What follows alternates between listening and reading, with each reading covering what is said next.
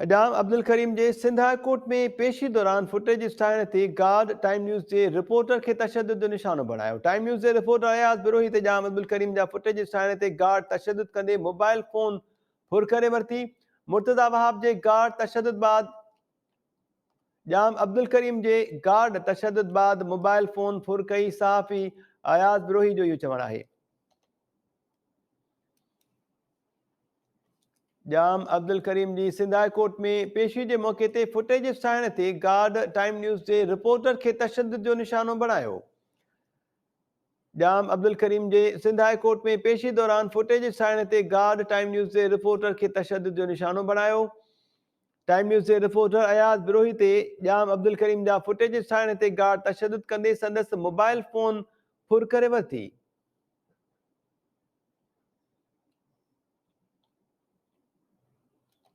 ख़बर अवां सां शेयर करे रहिया आहियूं। कराची मां जाम अब्दुल करीम जी सिंध हाई कोर्ट में पेशी दौरान फुटेज ठाहिण ते गार्ड टाइम न्यूज़ जे रिपोर्टर के तशद्दुद जो निशानो बणायो। जाम अब्दुल करीम जी सिंध हाई कोर्ट में पेशी जे मौके ते फुटेज ठाहिण ते गार्ड टाइम न्यूज़ जे रिपोर्टर के तशद्दुद जो निशानो बणायो। टाइम न्यूज़ जे रिपोर्टर अयाज बिरोही ते जाम अब्दुल करीम जा फुटेज ठाहिण ते गार्ड तशद्दुद कंदे संदसि मोबाइल फोन फुर करे वरिती।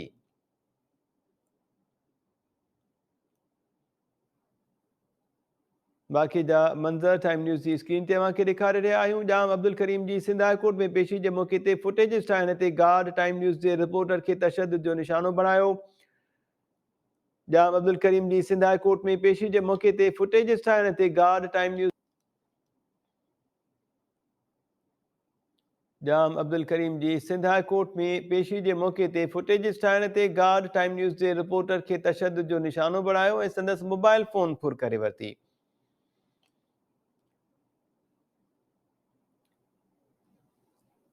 जाम अब्दुल करीम जी सिंध हाई कोर्ट में पेशी जे मौके ते फुटेज ठाहिण ते गार्ड टाइम न्यूज़ जे रिपोर्टर के तशद्दुद जो निशानो बणायो। टाइम न्यूज़ जे रिपोर्टर अयाज बिरोही ते जाम अब्दुल करीम जा फुटेज ठाहिण ते गार्ड तशद्दुद कंदे संदसि मोबाइल फोन फुर करे वरिती। इन मामले ते ॻाल्हि ॿोल कयूं था। टाइम न्यूज़ जो रिपोर्टर अयाज बिरोही असां सां टेलीफोन लाइन ते आहे। अयाज, छा अपडेट्स आहिनि? छा थियो हुयो जाम अब्दुल करीम जी पेशी दौरान जंहिं वक़्तु तव्हां फुटेज ठाहिण जी कोशिशि कई? जी बिल्कुल मेहताब अॼु जेको आहे पीपल्स पार्टी जो एमएनए आहे जाम अब्दुल करीम जेको नाज़िम जो कयो कतल केस में रूपोश जवाबदार आहे। अॼु उहो दुबई मां कराची पहुतो ऐं उनखे उहो जेको आहे सिंध हाई कोर्ट पेशी लाइ पहुतो। मुर्तज़ा वहाब जेको आहे उन सां गॾु हुयो। सरकारी प्रोटोकॉल में जाम अब्दुल करीम खे जेको आहे जेकी जिथां जजिस जी एंट्री थींदी आहे, जजिस जितां कोर्ट में जेको आहे पंहिंजी पाण गाॾी ड्राइव करे जाम करीम खे पेशी लाइ वठी आयो। मां जॾहिं उते फुटेज ठाहिण लाइ पहुतुमि त मुर्तज़ा वहाब जा जेके पर्सनल गार्ड्स आहिनि उन्हनि जेको आहे मूंखां मोबाइल खसी तशद्दुद जो निशानो बणायो। मां पाण तारफ़ थी करायो त मां साफ़ आहियां, कोर्ट रिपोर्टर आहियां।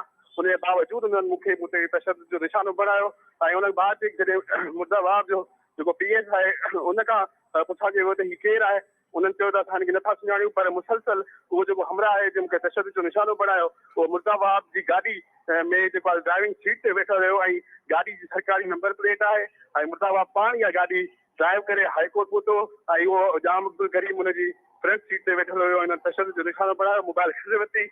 जॾहिं जेके कोर्ट रिपोर्टर थिया आहिनि उहे पहुता त उन्हनि जेका मोबाइल वापसि ॾिनी। जी अयाज, हिकु त जाम अब्दुल करीम क़त्ल केस में मुलविस जवाबदार आहे ऐं ज़मानत जे लाइ अदालत पहुतो ऐं उनजे गार्ड्स पारां ख़ासि तौर ते जीअं मां ॿुधाए पिया त मुर्तज़ा वहाब जे गार्ड्स पारां हिकु सहाफ़ी खे तशद्दुद जो निशानो बणायो वियो, तोड़े जो अवां तारुफ़ बि करायो।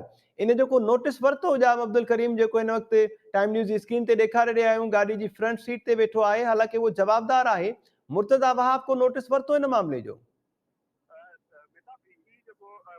अॻियां सरकारी गाॾी में वेठो आहे, इहो उहो हमरा आहे जंहिं मूंखे तशद्दुद जो निशानो बणायो। इहो मुर्तज़ा वहाब जो जेको आहे गार्ड आहे पर्सनल, जेके प्रोटोकॉल में जाम करीम जे प्रोटोकॉल में सभु अॻियां अॻियां हुया। मुर्तज़ा वहाब समेत मुंहिंजा जेके पर्सनल गार्ड आहिनि या पीएस आहिनि उहे सभु जेके आहिनि जाम करीम जे प्रोटोकॉल में हुआ।